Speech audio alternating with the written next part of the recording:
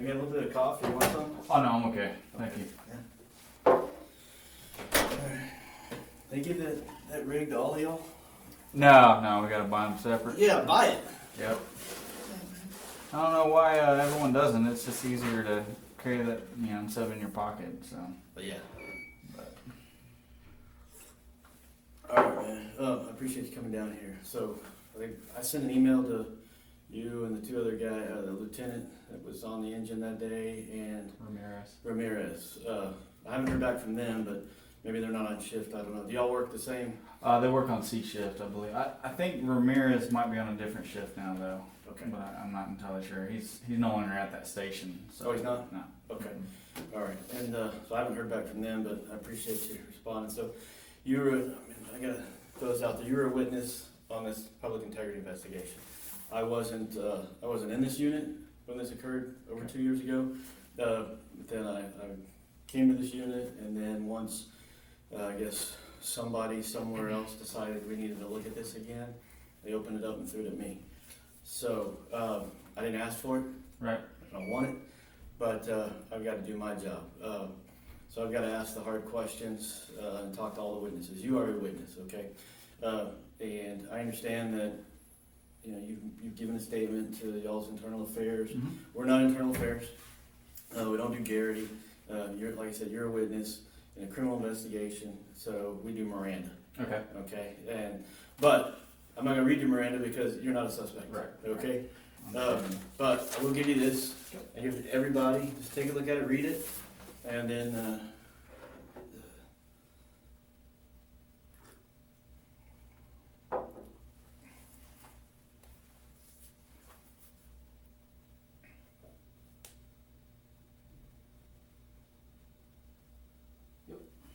You agree? I agree. All right.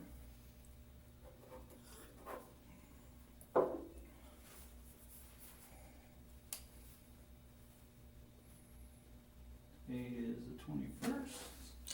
Yes. Okay. What time do you have? I've got 9:53.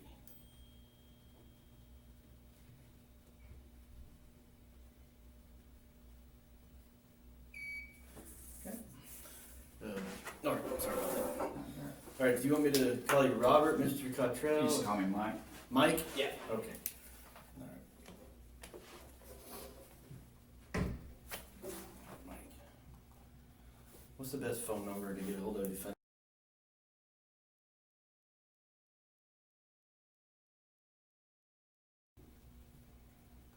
What part of, so are you in Tarrant County? Yeah. What part of Tarrant County live in? Saginaw. Saginaw? Okay. Mm-hmm. All right. And what station are you at? 45. Where's that one at? It's on 701 West Commerce, right at the intersection of Commerce and Sylvan. Okay. Yes. All right. I know. Trinity Groves area. Yeah. Not a bad area. Mm-hmm.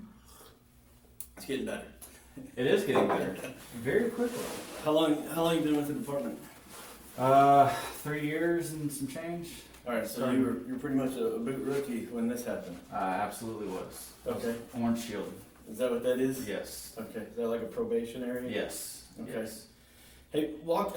So I've got a lot of questions, and if I interrupt you while you're explaining something, don't take offense. No, it's that's just, it's my style. I want to make sure I cover everything. If I miss stuff, I'll jump back to it. Okay.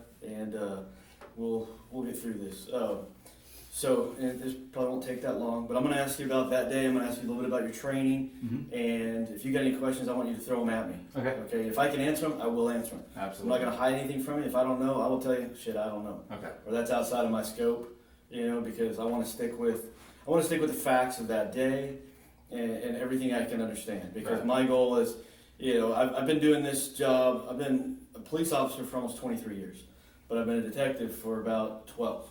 Okay, and this isn't the only place I've been, and I've been grilled on the stand, and I've been deposed.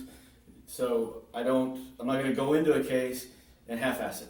Of course. I want to ask every question I can, so that when it's asked of me later, I can answer it, or I can honestly say, shit, I don't know. Right. And I've had plenty of those to know that I don't like giving that answer. I want to ask them, so I try to get it out of the way in the beginning. Right. Okay. Right. So you are the first one I've talked to from that engine that day. We're talking about August 2nd, 2019.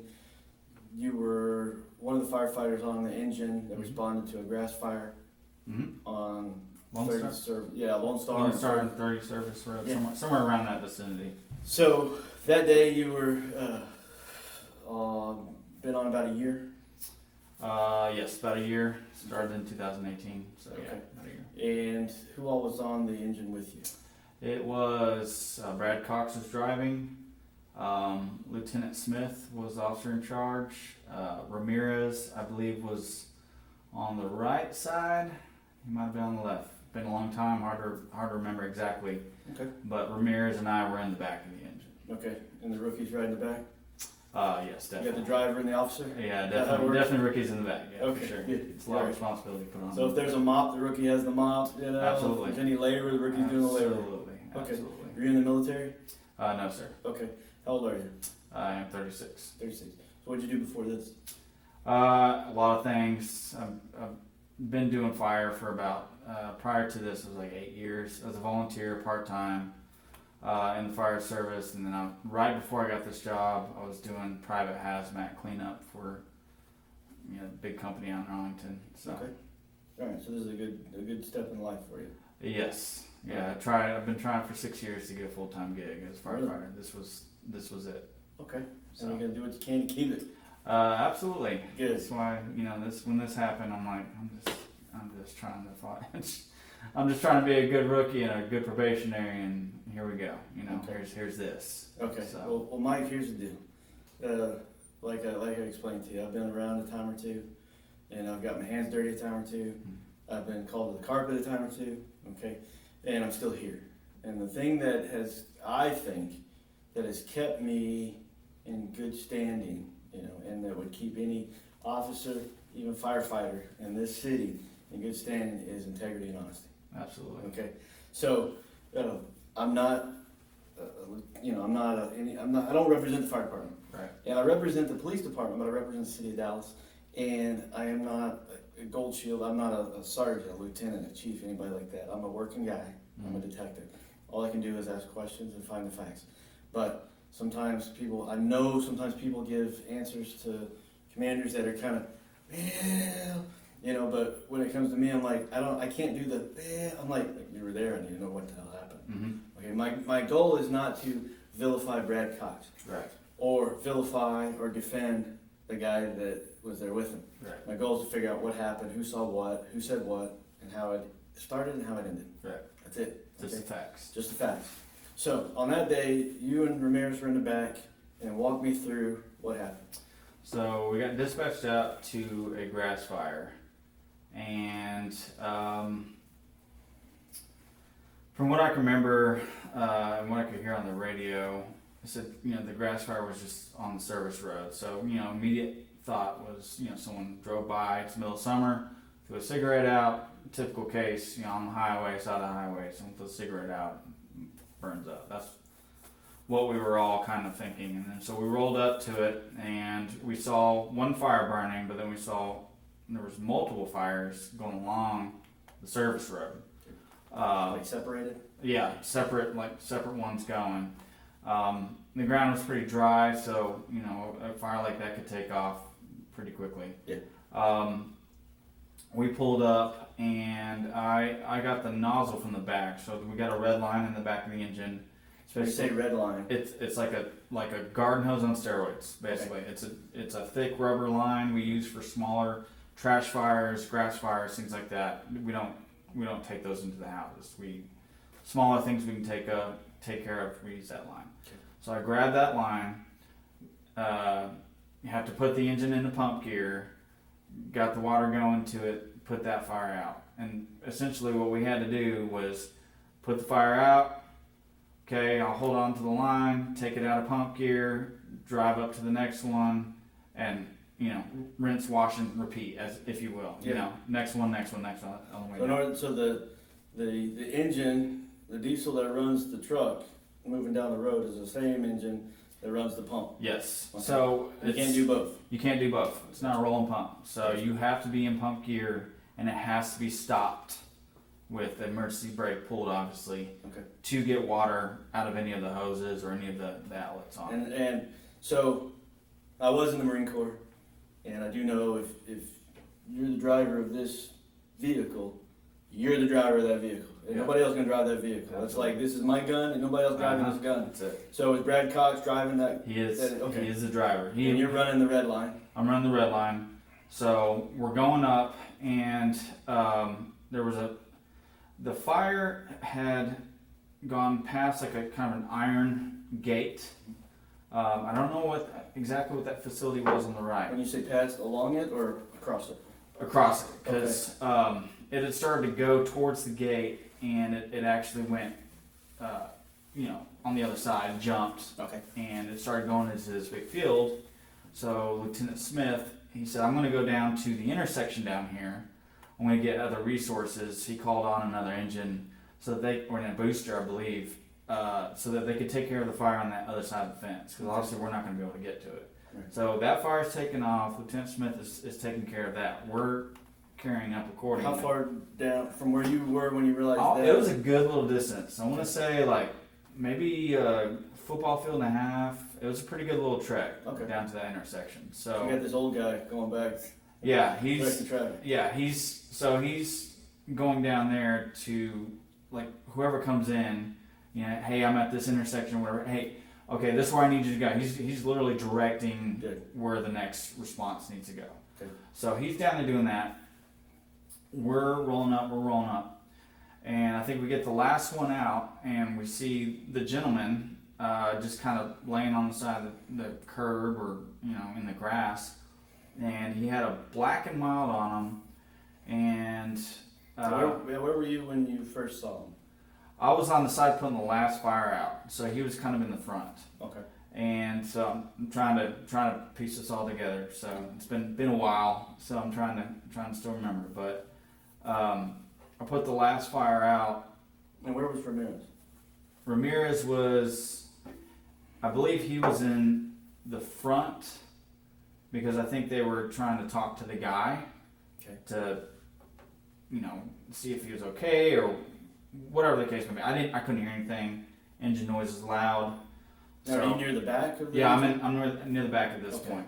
So I put that last fire out, and I thought, okay, last fire's out. I went to the back of the engine to roll the hose up, and next thing you know, I roll the hose up, and I start to walk around the right side of the engine. Okay. So my perspective is from like here on is completely blocked. So you're along the curb side. Along the curb side. I believe there's a second video other than body cam video. I've seen it, and that's basically it. Like, I'm walking up the side of the engine, I don't see what's going on in the front, and so whatever's going on, all of a sudden I see Ramirez jump back. Okay. Now he's in my engine's here. He jumps back. Now he's in my perspective, and he's kind of doing this number, and so I thought maybe they're goofing off over, a lot of times guys, they goof off and they wrestle over tools and stuff. Like, hey, let me get that, and I'll do this over here or whatever. So initially I didn't really think anything of it. I didn't think, the guy was involved in any way. The suspect that was lighting the fires or whatever he was doing. So I didn't see anything until I walked up. And that's when I saw Brad get kind of into a stance, and he's telling the guy, "Don't get up again, don't get up again." Was that guy laying down, sitting down? Yeah, he was kind of, from what I remember, he was kind of trying to, like he was on his back, and he was kind of trying to sit up. And Brad kept telling him, "Don't get up again, don't get up again." And that's when he started to get up a little bit. That's when Brad delivered the first kick that I saw. So that was the first strike. But when you walked up there and saw that, and this guy tried to get up, and Brad was saying, "Don't get up again, don't get up again," was this guy saying anything? Nah, he was kind of just real. I don't know. It was almost like another language. Like he was just talking like gibberish. Like he was making noises and talking gibberish, and just kind of none of us could understand what he was saying. Okay. So, yeah. All right, and then what happened? So you said he delivered a kick? Delivered a kick. Where do you end up kicking him at? He caught him right on the side of the head with that one. Okay. So and how did that guy take that kick?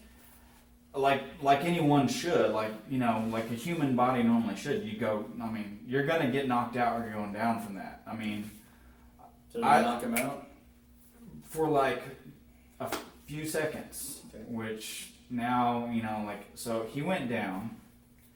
I thought, what did I just see? You just knock this guy out, and How often do you see firefighters knocking people out? exactly, Okay. right. So he goes down, and Brad's kind of standing there, just alert and ready, and then he gets up again, Okay. and so I'm thinking, oh crap! Like if this guy is aggressive or whatever the case may be, and he didn't stay down from that, then it's just me, Ramirez, and Brad. If he's strong enough to survive something like that, what else is he strong enough to survive? So Then what happened? I got back up, started to get back up again, hit him with another kick, down he goes, and back and forth. This was kind of the exchange until the police arrived. How many times do you think, well, while you were standing there, that you saw, how many times do you think Brad kicked him? Because from what I understand, he was kicking him because the guy kept trying to get up. Right. How many times did he have to kick him? Anywhere from 4 to 6, I think, is a safe range to put. I mean, if you were interviewing me the week after it happened, I could tell you an exact number because it was still fresh in my mind. But Sure. Slept a lot of nights since then, so I give you a range. 4 to 6 is probably. So you're a witness in this deal. Has no other member of Dallas Police talked to you about this? No, sir. Okay. No, we were told when we got back that we were supposed to, Ramirez and I believe Lieutenant Smith, but Ramirez and I were informed that we were supposed to do some kind of interview or something with a detective or a follow-up afterwards. And nothing happened. No contact, nothing. It just went by the wayside. All right. So you said 4 to 6. 4 to 6 times, Okay. roughly. At any time, did he start to make sense when he's talking or anything? No, the entire time. How long? I see the firefighter EMT. Yes, sir. And how long have you been an EMT? With Dallas or in general? In general. In general since 2012. Okay. So what's that? 9 years, almost 10 years. Yes, sir. Okay. And so you've been trained professionally. Yes, sir. Okay. What was your because you serve a dual role. Yes, sir. Okay. What was your EMT side, analysis? I know it was real quick 2 years ago. You were there, I wasn't. What was your take on this guy? On his current state? Yeah. It seemed like he was under the influence of something. Okay. Whatever it may be. And there's two reasons I say that. First reason is just his general kind of appearance. The garbled speech and stuff like that, and he was kind of twitching a little bit. It just seemed like something wasn't right. Whatever the case may be. The second thing is, I saw that kick. A normal human being, like you wouldn't get up from that. Okay. He made contact with the side of his head. Like he should have been down now. How long have you known Brad Cox? At that point, I think maybe a week.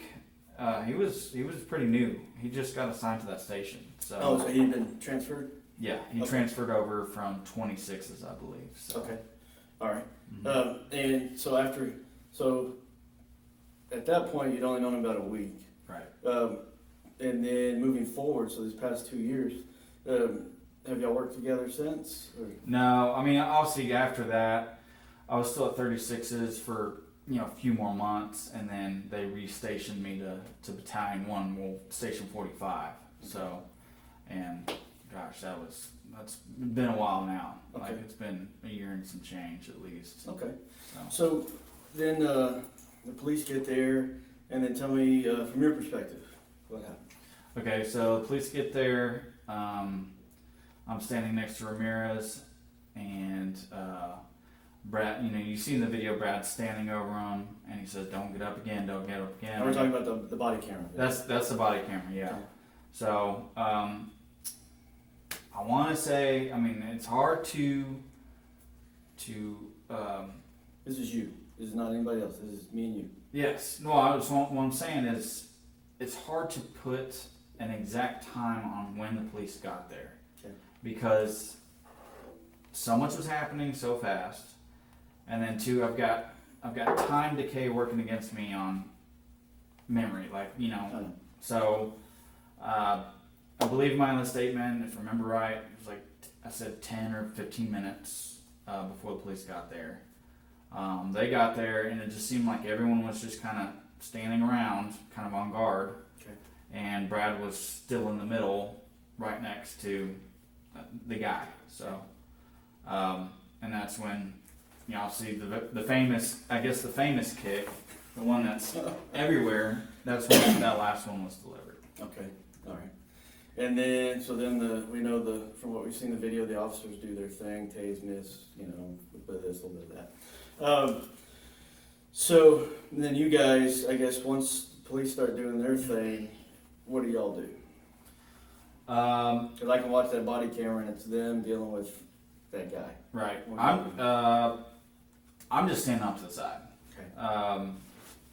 And I believe Ramirez is too, because Ramirez, he's not on probation at that time, but he's still relatively new. So we're kind of in the same boat. We're kind of like, you know, what do we do? You know, do we help out? Do we stand back? Me personally, I'm standing back, because I was always told through academy and, you know, drilled every day, do not do anything to make waves when you go out there as a probationary, because you're not covered. Like, you're expendable. You could be gone.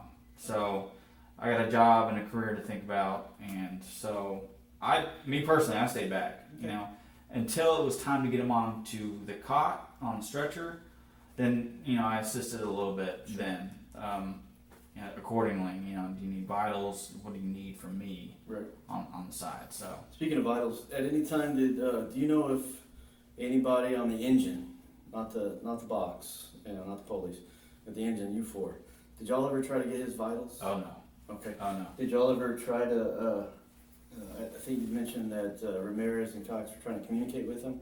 Mm-hmm. So afterwards, let's say, you know, the box takes his ass to the hospital. You know, the police are all standing around like, what the fuck just happened? Did y'all talk? Because you were in the back, of course. You know, running the red line and all that. Did y'all, once you got finished with the call, did y'all talk about? What did y'all talk about? We talked a little bit on the way back, you know, just kind of sort of digesting what happened. And I think Brad was pretty upset that the police weren't doing anything. You know, he kind of felt like he had to take care of the whole situation, and none of the officers on scene, you know, were jumping in to take over the scene or whatever. So that's really what it was a lot of ranting up front, and me and Ramirez in the back saying, yeah, that was crazy. I know, you know, like, right. You know.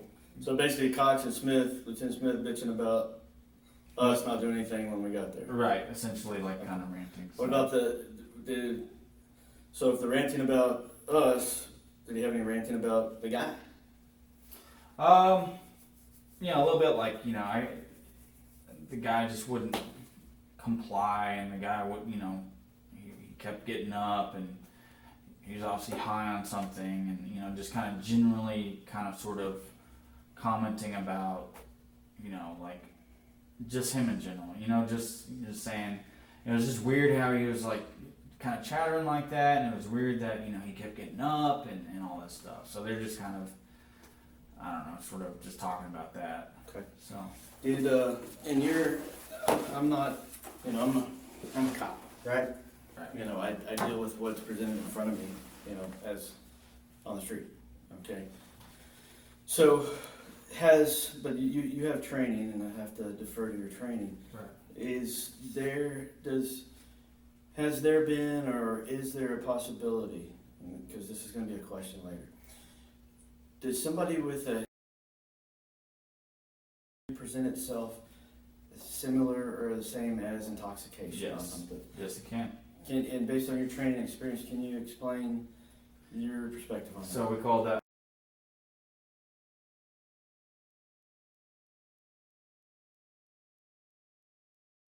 can become aggressive, and, you know, every every bit that of behavior that he displayed absolutely could line up with a head injury. Okay. Now, the difference is that prior to seeing that first kick that I saw, that I witnessed, When you came around? when I came around the corner, I didn't see if he was kicked beforehand. Now, obviously, now I've seen the video from that far perspective. Okay, the surveillance video? Yes. It's on the news? That's on the news as well. Mhm. I had no idea, but apparently the exchange had already started when I was rolling up the hose. Right. So I can't exactly see what's going on, but somebody's definitely, somebody's aggressive and somebody's, on the ground. No, and that's and I get that, and I will go back to that. I just wanted to clarify, if it's based on your training experience as an EMT, Mm-hmm. if can Yes. present as Yes. similar as Absolutely. They absolutely can. Okay. Now, when you go into now this is you, Mhm. not Brad, not anybody else. Like you as on the engine. Do you predominantly ride the engine, or do you get stuck doing the box also? I can't do the ambulance. I'm not a paramedic. So you're not a paramedic. No. How does that work? I'm an EMT basic. So basically, I'm kind of our role is kind of a supportive role to paramedics. So we get vitals. We can get things set up, like give oxygen and things like that. But in terms of the really technical, skill pushing drugs, starting IVs, things like that, we can't do that. Okay. So we're kind of a supportive role to the paramedics. It sounds like you win, because don't some guys have to do the ambulance that don't want to do the ambulance? Well, I don't win because I just finished paramedic school yesterday, and I'll be starting off my rotations and everything this next month. Okay. So yeah, it's mandatory in Dallas Fire to get your paramedic. Okay, so you had to do it. Yes, you have to do it. Okay. It's probably good. Okay, that's what I thought. I was like, man, this guy wins. Yeah, I wish I could, but no, it's part of the deal. Okay, all right. So you'd rather be a firefighter? I've always had the understanding that EMS is probably about 90% of what a firefighter does.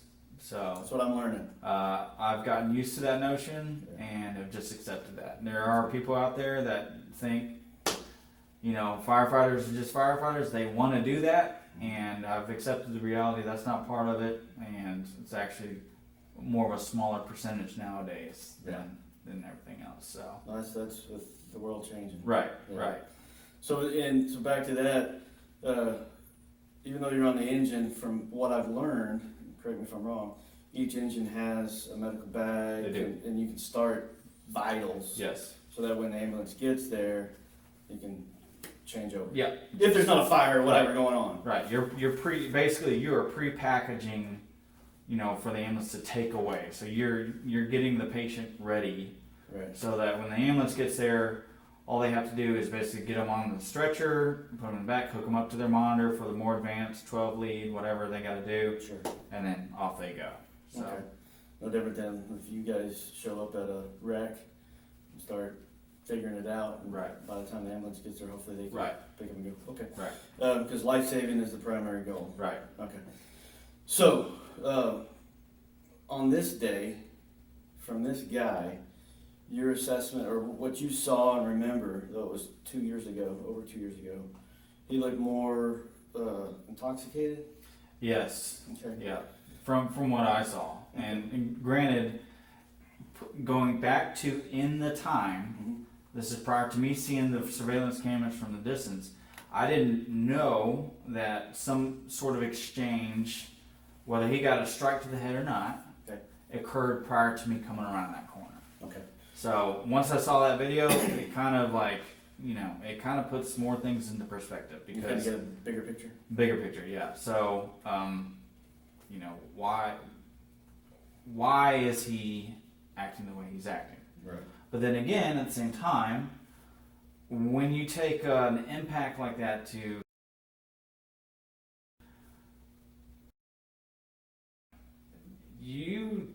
most average human beings should go down for the count on that. That's a contact spot, like things like that. You see it in professional fights all the time. I mean, it barely takes anything, and that's the spot. There's, you know, and from what I saw, the contact that was made, he should have been out. Was Brad saying anything else? Not from what I remember, no. Okay. Do you recall, because I've seen the same video. Right. You know, Right. When it blew up, it's like, oh, okay, I got the video. Right. So, do you recall, well, let me go back.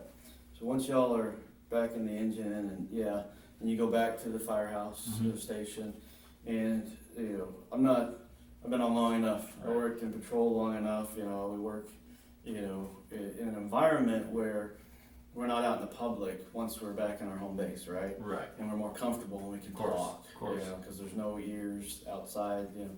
What was, did y'all discuss how it started, anything like that? What was said? You know, we got back, and that's kind of a gray area for me. It really is, because I think the intensity of everything that went on, I kind of like got hyper focused, and then when it all shut down, the adrenaline went away. I have a hard time remembering. I can remember what happened because it made an imprint on me. Yeah. But getting back and then to the station, I think we just kind of talked about with the truck crew, because there's a truck crew there too. So there's 8 people that work at that station. All right. I think we just kind of talked about, you know, just kind of debriefed on it. You know, like what happened? You know, like, and then it's kind of a deal like, dude, Brad, you've barely been here and you're already making waves, kind of deal. You know, that kind of thing. Yeah, how was his reaction to that? He's like, hey, you know, like I had to do what I had to do, basically. You know, that was kind of his general perspective on it. So. What about Ramirez? That was his... Ramirez was quiet Was to it? it. Yeah, he didn't really say anything about it. So. What do you think then? I think he was kind of in the same boat as I was. Yeah. Like, I think we're kind of in shock about what happened. We're still new. We know that some crazy things can happen in the city, and some crazy things can happen on the calls that we go to. I mean, Sure. some really crazy things can happen, and I think we've seen some stuff, but that right there, to see another department member, you know, engaging someone like that, I think it just kind of shocked us, you know, and he didn't really talk about it much, you know. Did in your training with the Dallas Fire Department through firefighter training, EMT training, all that, and I gotta ask because it's already been asked of me. In any of that spectrum, does kicking a dude in the head fit in there? Absolutely not. Okay. Absolutely not. Do you have any training on preventing a suspect from leaving the location? Nope. Okay. Absolutely not. All right. And do you have any training on communicating with people with mental health issues or people that are being aggressive or anything like that? Nope. Okay. No. Yeah. Now we cover special populations. What's that? So like in EMT school and like paramedic school, special populations would be like your pediatrics, like where things are like geriatrics, pediatrics, bariatrics, mental health, things like that.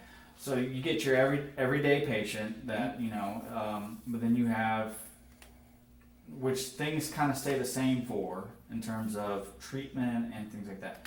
Then you have your special populations, which is what I said, pediatric, geriatric, so old kids, you know, overweight, and mental health.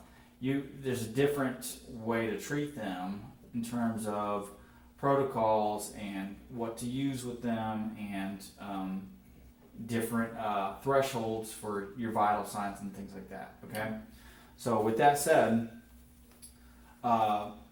obviously we're going to run out there and we are going to run into people with mental health problems and people that with drug problems and all kinds of stuff. So, you know, typically for something like that, probably be the best to have police get them out, utilize your resources, and have somebody there and not try and take care of the problem yourself. You remember when you were running the red line, did you have a radio with you? Yes. Okay. Yeah. I always have a radio with me. Was it on and Yeah, it was on. I had it on channel 12, which is like our local channel. and when y'all called for, let's say you're out there and you're on scene and you said, shit, I need DPD here, police. How do you, as Mike, call for DPD? In that case, you just get on channel 1, you call 660 or dispatch, and you say, "Can we get PD en route to this location?" And they do what they do, and they send them. Okay. So Do you know who called PD that day? I don't know. Because like I said, you got to talk to 660 on channel 1. So I don't know. Brad did. I don't know if Lieutenant Smith did when he was down there. I don't know. That's a mystery to me. Like, they just showed up. All right. So nobody. So out of the 4 of y'all, you really don't know who. You know you didn't, but you don't know who did. Yeah, I don't know who did. And you know when they called? Yeah, that's another one. That's why I say it's probably like 10 or 15 minutes before the police showed up, because I don't know. Like, so we really don't know if the police were called 15 minutes before and it just took us forever to get there, right, or they weren't called until. Hey, we got a situation, and the fact they got there. Okay. So, like I said, I was on channel 12. That's our local, so that's not going to go out. Right. Really. You wouldn't even hear the call. Yeah, I wouldn't hear it at all. I wouldn't hear it over the radio. Okay. When they called the cops, or if they called the cops. Okay. So did Lieutenant Smith or Brad say, when they were bitching about us, and rightly so, who called or how long it took them to get there? No, I don't remember. Like, the thing too is, there's a lot of noise in the engine, so to key in on a conversation, unless you're talking like at the volume that I'm talking right now. Like, I naturally talk at a louder volume because that's just how I talk. If I'm talking to you like this, I can't hear a thing. Right. So they're talking, and it's kind of one of those conversations where, like, there's highs and lows. It's like, yeah, that's what I'm saying. That's what Right. That's how their conversation was going. So I could hear like bits and pieces. Could hear the ranting, like, yeah, that took them forever. Right. And it's like, yeah, and then it would go down in volume again. Then I couldn't hear it, So Did you ever see in dealing when you were up there with Ramirez, Cox, and this guy? Did this guy ever have a knife, weapon, gun, anything like that? I did see a broken piece of PVC. Okay. I did see that. All right. Any from your perspective, did that PVC play a part in any of this? See, and there's another gray area, because did he have it in his hand? Was it in his bag? Was it just a broken piece of PVC just laying on the road? Right. Because by the time I got around there, that's when he was on the ground, and it was away from him at that point. So I don't know. I don't know if it was in his hand or what the case may be. And besides the PVC on the ground, any other weapons or anything? Not from what I could see, no. Okay. Was there any, other than the PVC, was there any discussion or concern about any other weapons? No. Okay. Not from. All right. Did Brad or Lieutenant Smith indicate where Brad had been hit or anything like that? No. So there was a split on Brad's eye, in the middle of his head right here, and Brad had mentioned that when he got kind of into his stance, he had sunglasses on. I guess they were kind of pushed up on his head. He had a hat, and he had sunglasses on his face. And so what he was explaining was he pushed his hat and sunglasses up, and it just caught him. Okay. So that's the only contact I know of. Okay. Yeah. Okay. So he pushed. Yeah. So I guess what he was explaining was, when he decided to engage the guy, this is when I'm in the back, I didn't see this, so I guess the first engagement, when he decided to engage him, he couldn't really see out with sunglasses or something, so he just kind of flung them off his face to get it, I guess, to see him better, or whatever the case may be. And when he did that, I guess it caught him. Yes. Did this? Yes. Brad, whatever he's like, yeah, he came at me or whatever, so brushed everything off so that I could see better, and then that's because they were asking, dude, what happened to your head? Dude hit you in the head or whatever? And he's like, no, I pushed my sunglasses, my hat off. So that's the only contact that I know of. Okay. So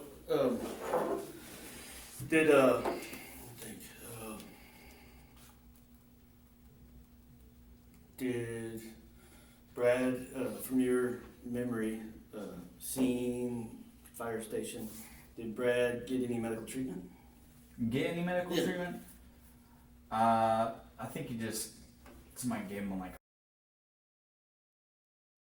All right. Yeah. And you're talking like it's like a gauze, right? Yeah, just a little, Okay. little thing of gauze. Yeah. So, And- no, not a 4x4. I Like, was like, I'm No. a woodworker. That's what I was it's like. pretty hardcore if you can dab some blood off with a 4x4. If you're No. giving somebody a 4x4, you got some money. Yeah, sorry, no, it's just a little piece of gauze. Gotcha. So they handed him Right. that, and he just kind of dabbed it off. The DFR term. Yes, Okay. yes. Um, Not a lumber term. Sorry. I should That's have okay. made it clear. So this did. So I know that Lieutenant Smith, Ramirez, and you were told, hey, you're gonna have to, there's gonna be a detective or somebody give a statement, this and that. Did any police show up at the fire station? I think there was an officer there. Now there a few people showed up because when we got back, our battalion chief showed up. Like it was a pretty big deal. I guess to talk about what happened at the incident or to take a statement or I don't remember giving any official statement Right. when it initially happened. Like there's nothing on paper, there's no recording, there's nothing I at all. haven't found anything. Yeah, the only thing I've ever put on paper or anything was the IA statement I had to give 2 years later, which now it's been a few months ago at this Sure. point.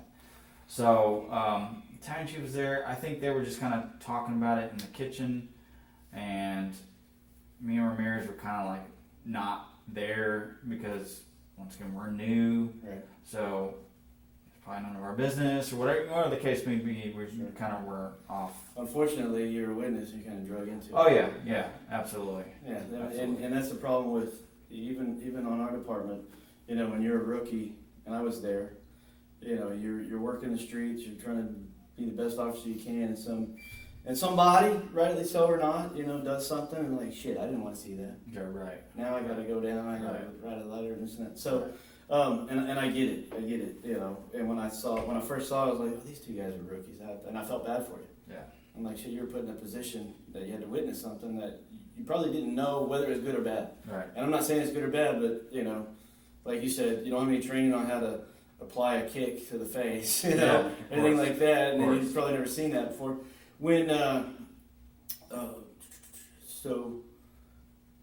did looking at that surveillance video. Mhm. I know you've seen it, and when you're walking up. Did you and Ramirez ever talk about, or do you recall? Because there is a point where it looks like Brad pushes Ramirez back. And that might be the point where I saw, when I'm walking up and Ramirez does this. Okay. I can't, I can't. Did Ramirez ever say anything about trying to help Brad or stop the guy or hold him No, down? no. I think he just kind of did what I did. We just kind of like, okay, like. Did he ever mention that Brad pushed him back or anything like that? No. Okay. Didn't mention it. And when did Brad ever, or Brad, Ramirez, or even Lieutenant Smith, because I know you were in the back, did any of them ever say if this guy actually struck Brad? Oh no. Okay. Yeah. Did you ever see this guy strike Brad? Nope. Okay. And so we don't know from your perspective Mm-hmm. and from what you heard and everything. So we don't know if this guy struck Brad. Right. And from what Brad told you, remember I got to ask the hard question. Yeah, absolutely. So from what Brad told you, because you knew that Brad was wearing a hat and sunglasses, that when they squared up to each other, Brad basically pushed his glasses up so he could see, Mm-hmm. and that's what caused Yes. this. Yeah. Is that correct? According to what Brad said. According to what Brad said. Yeah. What else did Brad say? That's pretty much it. Like in terms of the interaction. Did he ever say, so Brad tells you he does this, that's where that mark came from? Well, he didn't tell me directly. They were asking, like, I'm just kind of witnessing things going on. So they asked, I can't remember if it was the medic or one of the police officers, but somebody asked him, hey man, he's like, no, I didn't take a punch or anything. I did that. So he's not telling me directly that. I'm hearing that But you heard Brad say that? Yes, I heard Brad say that. He Okay. wasn't telling me that directly. I understand. So yeah. Okay. Did he ever tell you anything directly? Not really. I didn't really want to talk to him about it because. Why not? Because I'm new and I know Brad's got some time on, and so I didn't feel like it was my place to really try and pry the whole thing, because last thing I want is I'm on probation. I'm on I believe at that point I was on my last ride, like my last month of it. So all my evaluations prior up to that point were, good or exemplary. I had good. Fuck it up. Yeah, I don't want to fuck it up. Right. Like I'm so close to getting off probation. Like I believe in doing the right thing. I believe in doing things with integrity. If there's a chance to be dishonest, don't do it because it's going to catch up to you and bite you in the end. So with that whole mindset and that attitude, I've gotten through this whole thing, and here I am now in a situation where it's not like an honest or an integrity sort of situation to me. Me personally, like if I was personally in that, if it was just me, like call for help, go seek shelter. That's it. We're not here to do any of that. So with that said, I didn't talk to Brad because I didn't feel like it was my place to talk to him, and I don't know what's coming down the pipe at this point. So Did you think something bad was going to happen? I knew at least there's going to be some sort of investigation or something like that. Based on what? Just based on the fact that I believe Lieutenant Smith told me and Ramirez that y'all are probably going to have to, not definitely, probably, I do remember probably, y'all are probably going to have to submit a statement to a detective over what happened. Okay. Just an eyewitness statement. And so just from that information alone, I thought, oh, great, now I'm going to be swept up into this thing, Right. and I don't want to be. Well, let me ask you this. In my endeavors as a detective, certain different units I've worked, I have to, and even here, when I'm investigating officers, based on my training and experience as a police officer, I have to put myself in that officer's position, okay? Because everything that revolves around what we do with the law has to deal with reasonableness. Right. Would a reasonable officer do that? So some people are like, well, I can't put myself in that position. Yeah, you have to. Yeah. And I have to. Okay. So I'm not a firefighter, paramedic, I'm a cop, but I'm investigating an incident involving a firefighter. So as a firefighter, paramedic, if you were to put yourself in Brad's shoes that day, how would you have handled yourself? How would you have handled it? So, here's the deal. Self-defense, if someone is coming after you and threatening your life or going to do some serious harm to you, I'm not going to sit there and just willingly be killed or injured or anything like that. Okay. I got a family going on too, So if it came down to that, then yeah, I'll do whatever I can. Now, granted, once I've taken care of whatever the threat is, then I'm going to go seek shelter somewhere, or retreat to a safe spot or something and wait for actual people, police or whoever needs to be there to take care of the situation. Sure. But when I went through EMT school back in 2012, I do remember my instructor, this is going to tie into, my instructor told us, says, you're out there to treat patients. You're not out there to get paid to get your ass beat. Said, with that said, to a certain degree, you can defend yourself.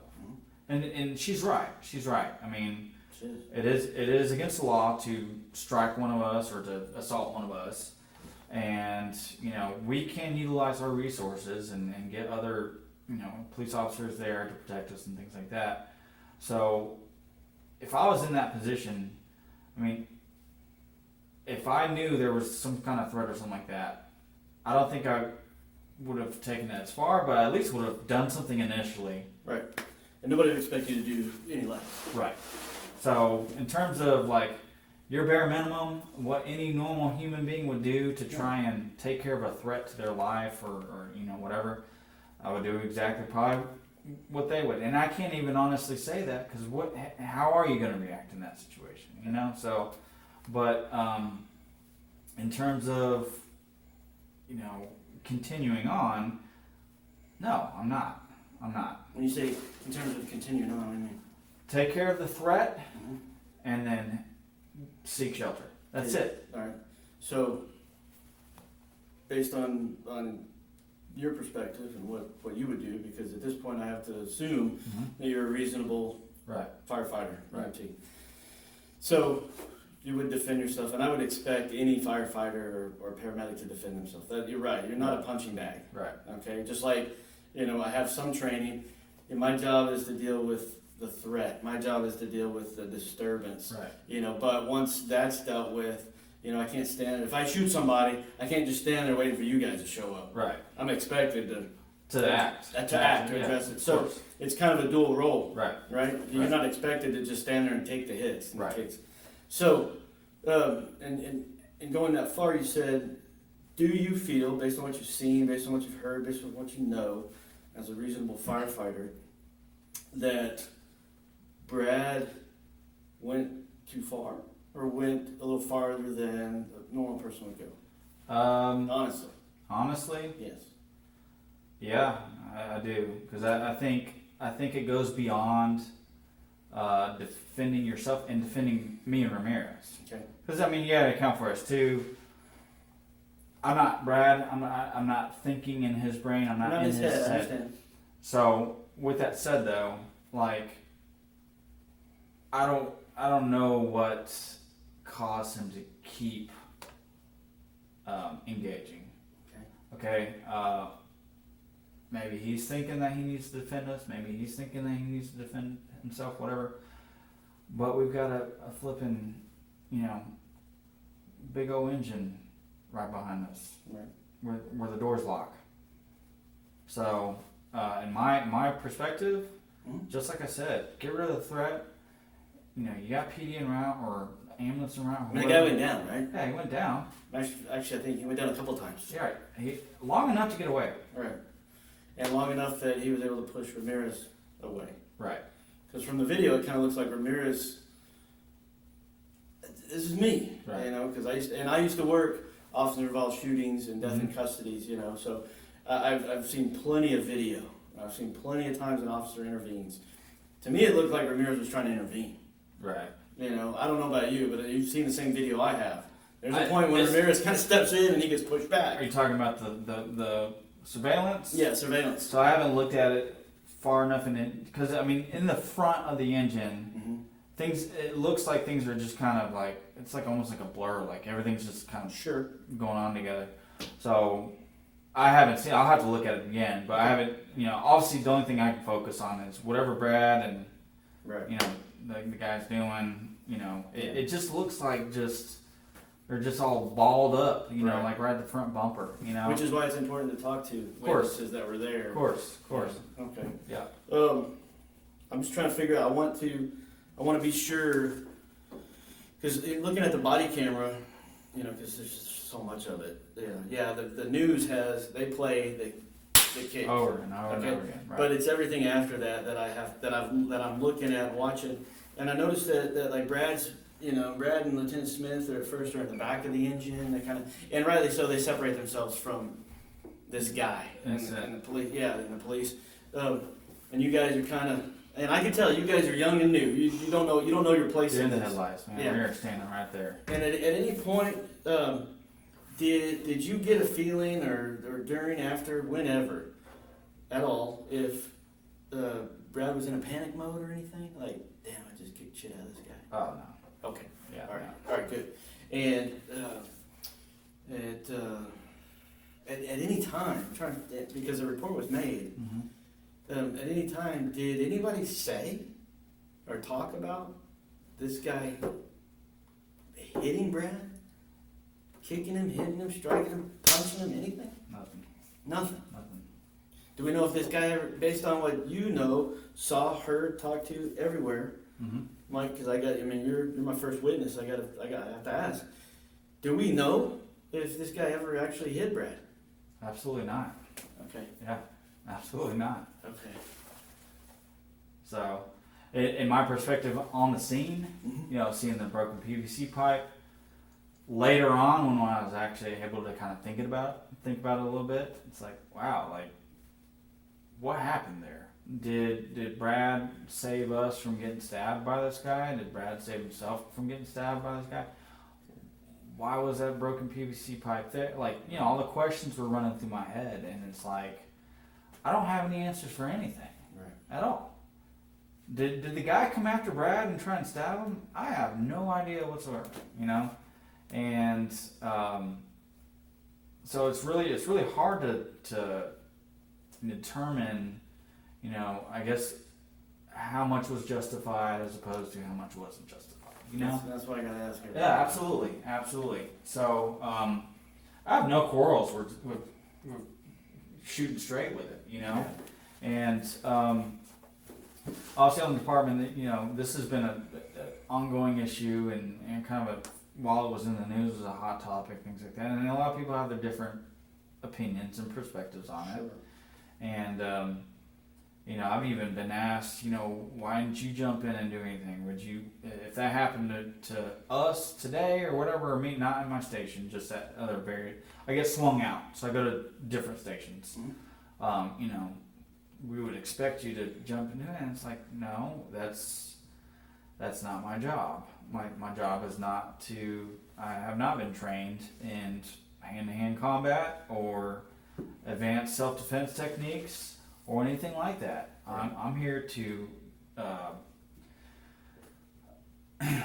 life preservation, incident stabilization, property conservation. That's it. Right.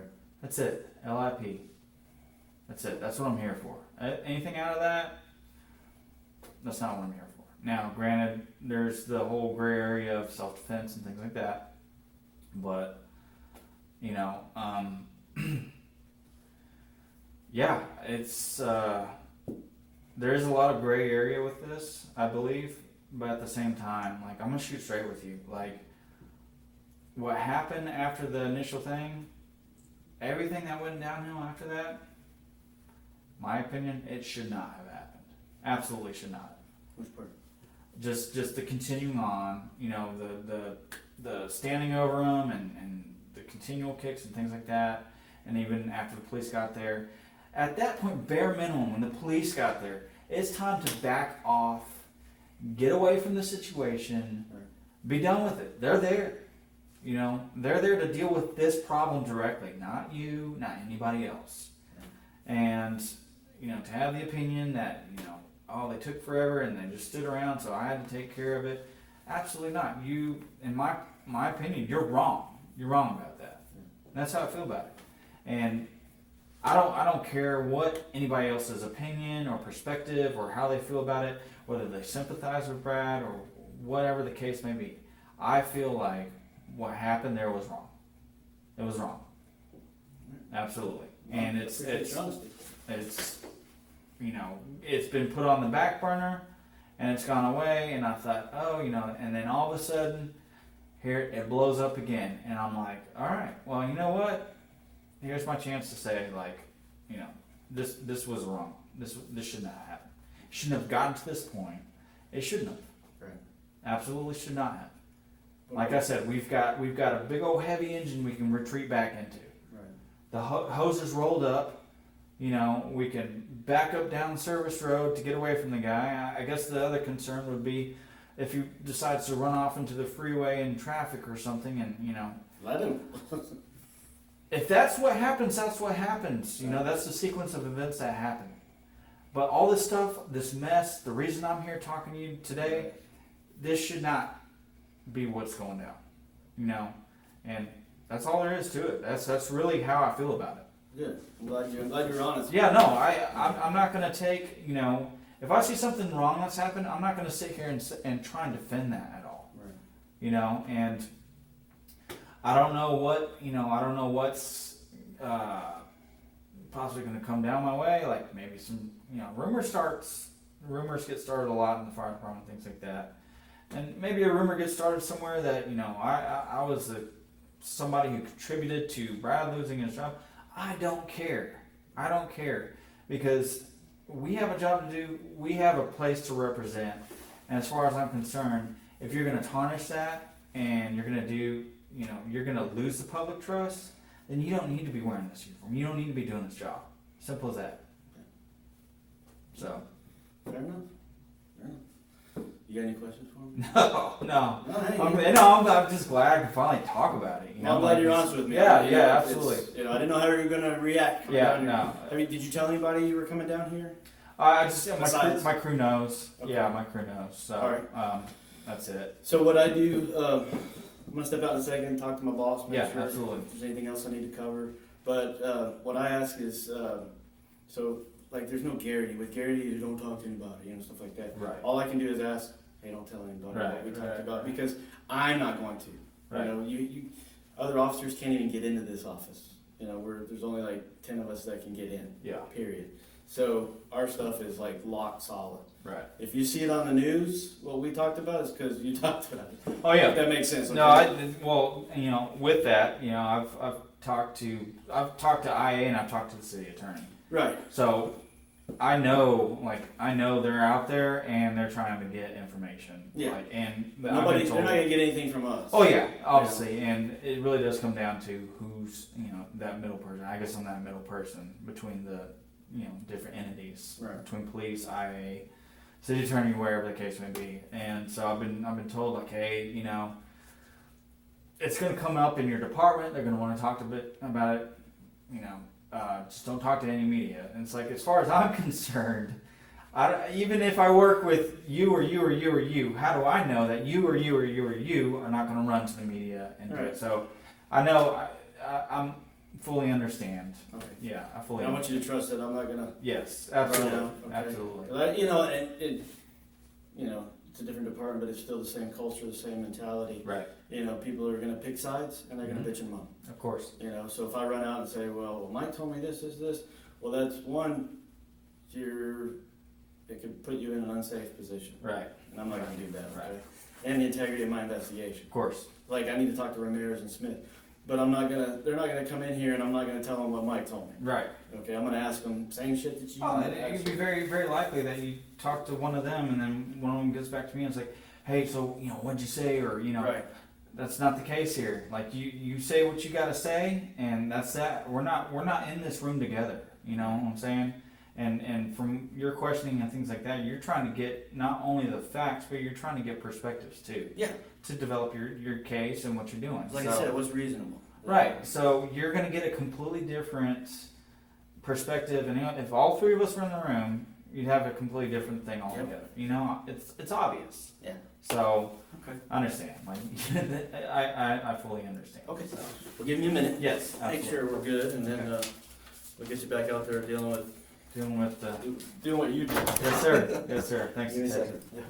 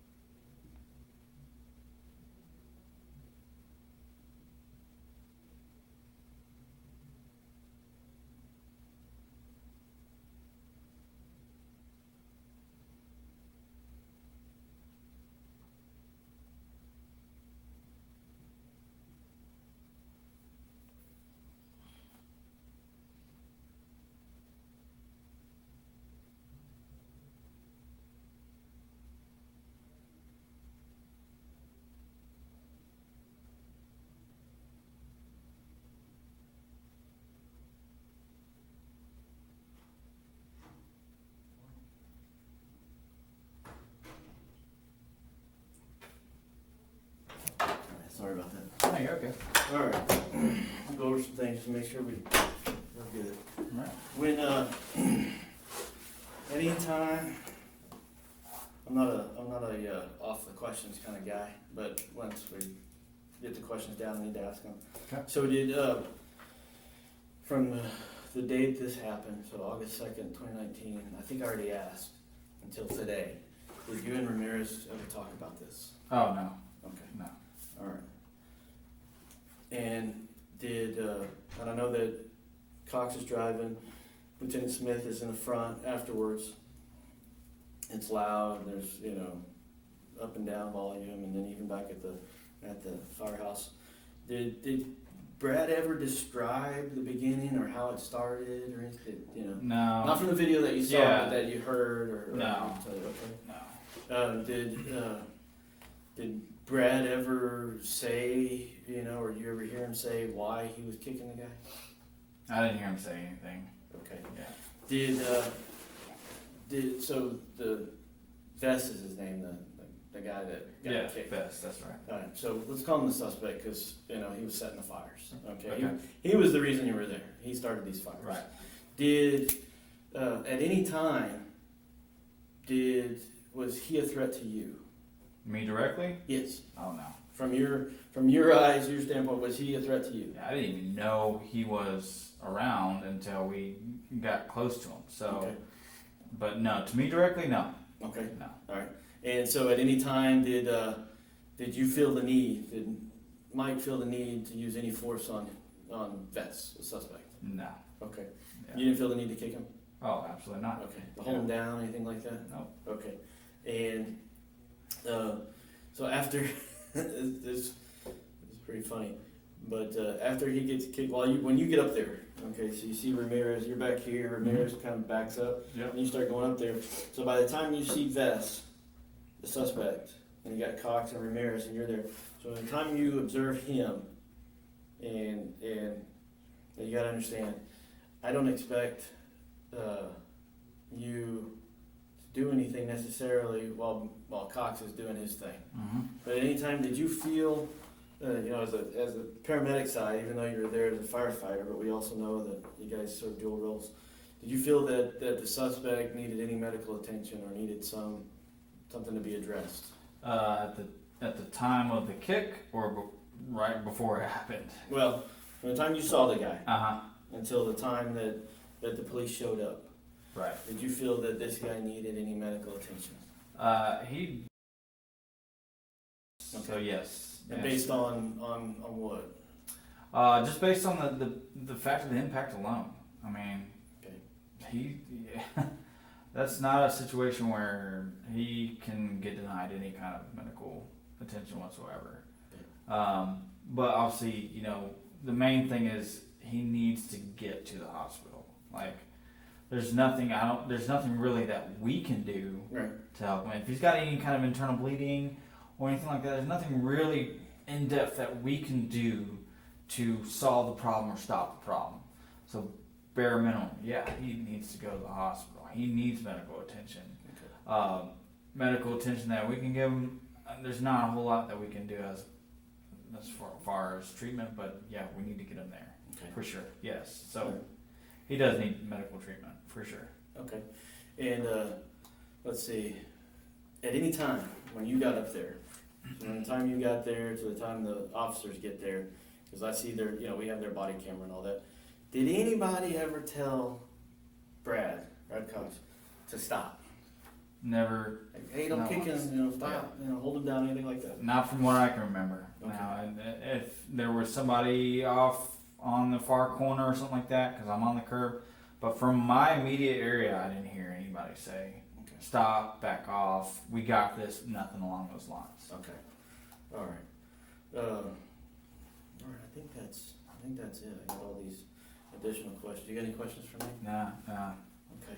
You had questions, and hopefully I had answers that you're looking for. So. Well, I just appreciate you being honest. Yeah. So now I can go back and, kind of fill in the gaps and, Mhm. and so these, from your perspective, I got these questions and everything I asked. Now, hopefully, so have you